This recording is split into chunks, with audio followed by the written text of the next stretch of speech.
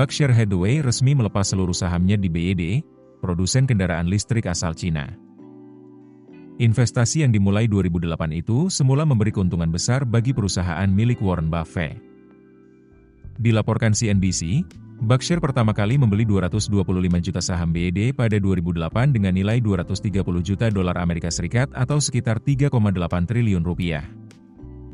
Nilai itu melesat pada kuartal kedua 2022, mencapai 9 miliar dolar Amerika Serikat atau sekitar 149,8 triliun rupiah.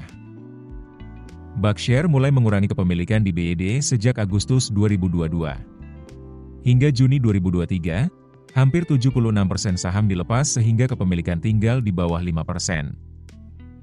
Posisi ini membuat Berkshire tak lagi wajib melaporkan transaksi penjualan ke Bursa Efek Hong Kong.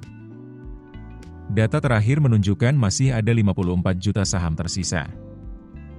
Namun laporan kuartal pertama Berkshire Hathaway Energy, anak usaha yang memegang saham BYD, mencatat nilai investasinya 0 per 31 Maret 2024. Juru bicara perusahaan mengonfirmasi seluruh saham sudah dijual.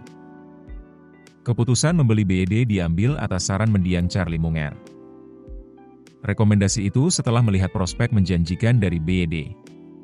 Prediksi itu terbukti. Saham BYD melonjak sekitar 3.890% selama Berkshire menjadi pemegang saham. Buffett sendiri belum pernah menjelaskan detail alasan pelepasan saham BYD. Pada periode yang sama, Berkshire juga melepas hampir seluruh sahamnya di Taiwan Semiconductor senilai sekitar 4 miliar dolar Amerika Serikat atau 66,5 triliun rupiah. Saham itu dijual hanya beberapa bulan setelah dibeli. Buffett menilai risiko geopolitik terlalu besar akibat klaim Beijing atas Taiwan. Buffett jarang berbicara politik belakangan ini.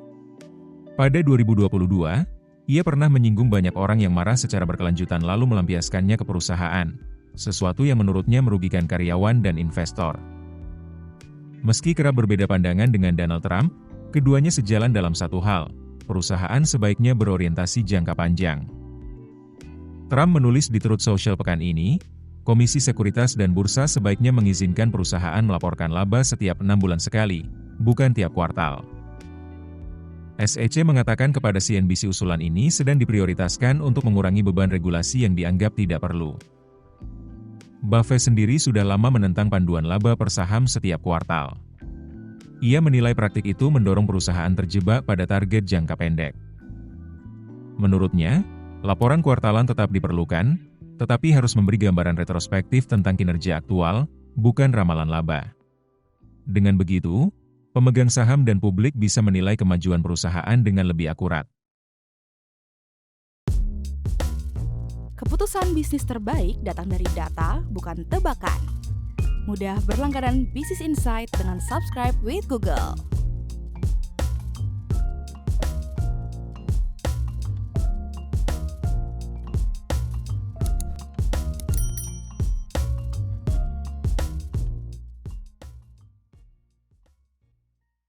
Download aplikasi Kontan sekarang di App Store atau Play Store.